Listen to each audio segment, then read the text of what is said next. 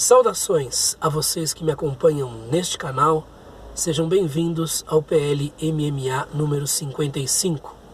Continuando com esta série, chegou o momento de lermos e comentarmos mais duas meditações, duas passagens ou dois exercícios espirituais de Marco Aurélio, escritos de si para si, a saber, livro 5º das meditações, meditações de número 31 e 32, capítulos 31 e 32. A tradução de referência, como sempre, é a de Dona Virgínia de Castro e Almeida, que está em domínio público. Aqui está o volume de que eu faço uso sempre, e ele já está se desfazendo, né?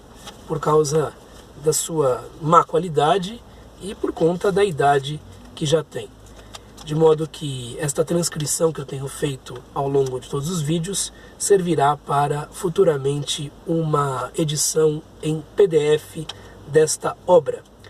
Muito bem, jogo rápido, vamos lá para 31 e 32, o que diz Marco Aurélio de si para si. 31.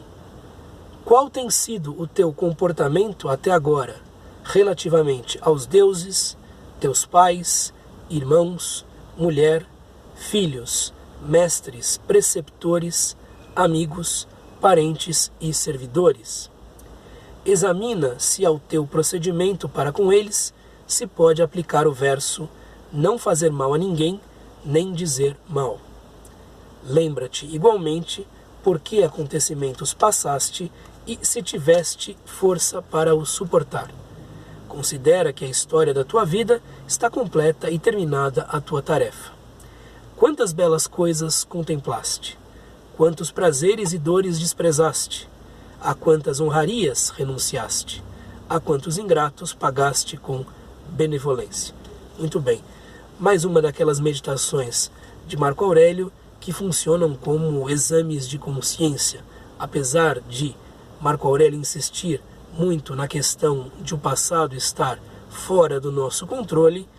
É interessante, de tempos em tempos, nós nos lembrarmos daquilo que fizemos, nos lembrarmos daquilo que somos, da maneira como usamos nos comportar, para ver se há uma consistência nas nossas atitudes, para ver se somos pessoas confiáveis, para ver se estamos agindo bem ou não.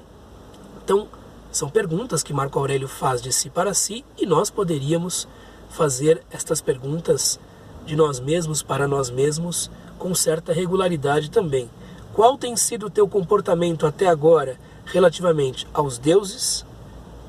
Aqui a questão da piedade, da aceitação da própria sorte, da própria fortuna é fundamental.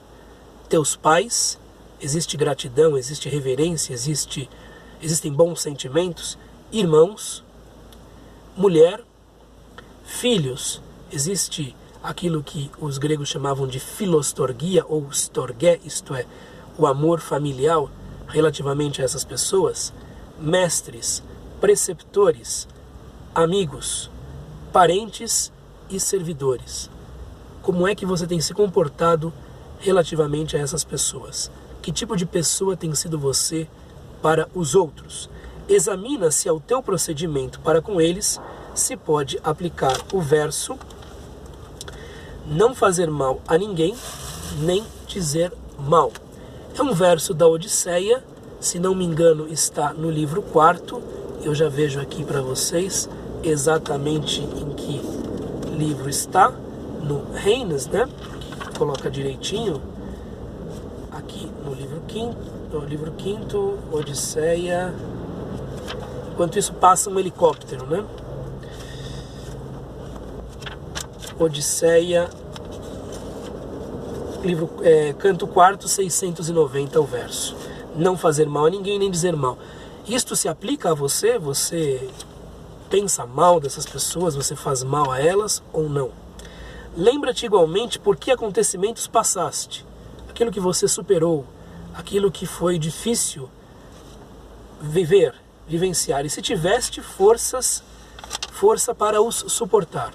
Né? Lembremos-nos da máxima estoica que está em Epicteto, né? Anecho kai apecho, sustine et abstine. O sustine quer dizer suporta, sustém, né? Você foi capaz de suportar os obstáculos, os percalços, os acontecimentos duros da sua vida? Considera que a história da tua vida está completa e terminada a tua tarefa. Quer dizer, você deve fazer uma retrospectiva de tempos em tempos da sua própria vida, assim como se você estivesse vivendo o fim dela.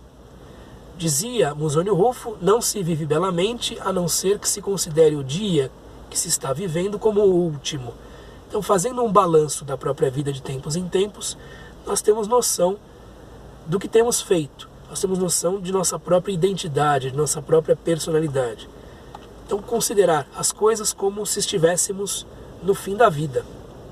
Quantas belas coisas contemplaste, porque é necessário vivenciar a beleza que há no mundo. Que coisas belas você viu?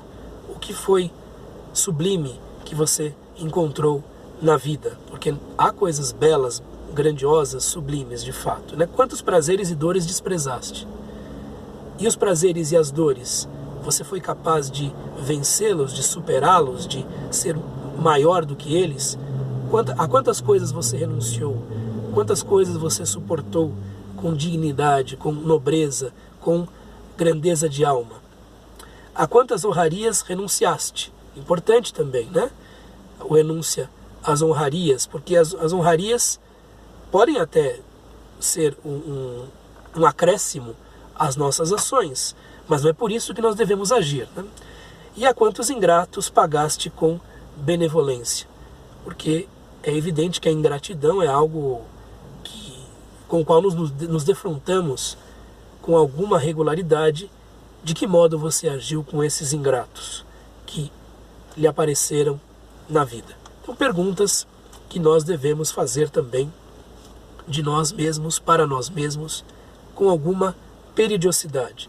E por fim aqui, 32, como pode ser que almas incultas e ignorantes perturbem uma alma culta e instruída? Mas qual é a alma culta e instruída? Aquela que sabe o princípio e o fim, e a razão espalhada em todo o ser, e, através da eternidade, governando o universo por meio de revoluções regulares. Aqui o termo para inculto e ignorante, muito provavelmente, assim, aqui está na minha mão, é amáfeis e atechnoi. Isto é, atechnoi são os sem habilidade, os que não têm a techné, que não têm arte. E amáfeis, evidentemente, aqueles que não têm conhecimento. Então, aqueles que não têm conhecimento e nem habilidade, de que modo eles podem perturbar almas que têm conhecimento e habilidade? Lembremos-nos sempre de que a ambição do estoicismo é ser um conhecimento que será capaz de transmitir ao ser humano que dele se impregna uma tranquilidade, um grau de fruição com a vida quase inabaláveis. Pelo menos essa é a aspiração da escola estoica. Então, não se estuda por se estudar. Estuda-se para que se obtenha uma vida superior, uma vida melhor, para que se obtenha um conhecimento que seja capaz de aclarar a vida, que seja capaz de melhorar o modo como vivemos. Essa é a ambição do estoicismo e também de outras escolas, sobretudo da filosofia helenística, filosofia pós-platônica e pós-aristotélica. Não é um conhecimento apenas, não é um conhecimento para você mostrar ou para ser algo de que você se satisfaça interiormente. É um conhecimento para a vida, é um conhecimento que, portanto, deve dar ao indivíduo algum grau de segurança frente àquele que não é instruído, frente àquele que não tem a techné, aquele que não tem a episteme, que não tem o conhecimento. Então, não faz sentido o indivíduo estudar para se envaidecer. Ele tem de estudar para ganhar a segurança necessária, inclusive para se tornar muito difícil de irar-se contra aqueles que não sabem aquilo que ele sabe. Daí a ideia de que é necessário que esse conhecimento se infiltre no ser humano. Epicteto tem várias passagens em que ele insiste no fato de que a filosofia, o verdadeiro filósofo, melhor dizendo, é aquele que é capaz de se comportar como tal, e não aquele que sabe muitas coisas. Ele dizia coisas assim: você sabe muitas coisas, você é uma pessoa que estudou muito, então tá bom aí, pega o seu palanque e faça o seu showzinho. Porque isso não era importante. O importante, evidentemente, é absorver os conhecimentos, absorver os ensinamentos da escola. Como pode ser que almas incultas e ignorantes perturbem uma alma culta e instruída? Como aqueles que não conhecem a filosofia podem perturbar aqueles que conhecem a filosofia? E talvez Marco Aurélio estivesse refletindo acerca disso num dia em que ele foi perturbado por esses indivíduos, né? Mas qual é a alma culta e instruída? Qual é a alma que se impregnou desse conhecimento que melhora a vida?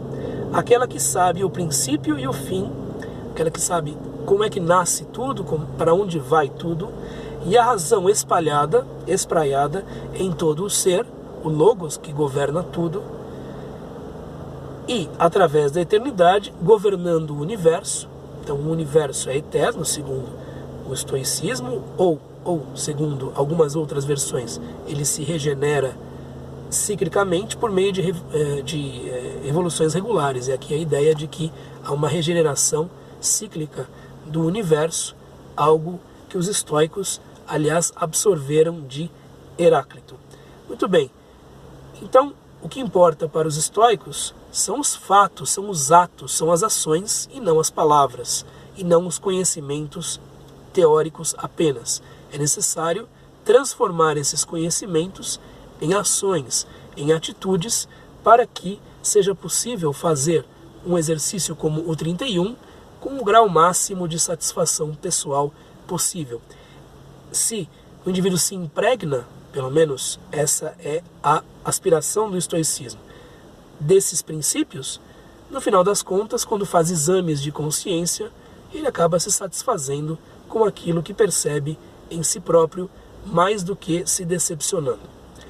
Muito bem, eis o que eu tinha a lhes dizer a respeito destas duas entradas, 31 e 32, e nós continuamos com as meditações de Marco Aurélio, livro 5º, nos próximos vídeos. Me disseram que os meus vídeos são tão seguros que eu até uso cinto de segurança para gravá-los. Então, continuem aí, mesmo nos meus vídeos gravados dentro do carro. Um abraço, até mais, tchau!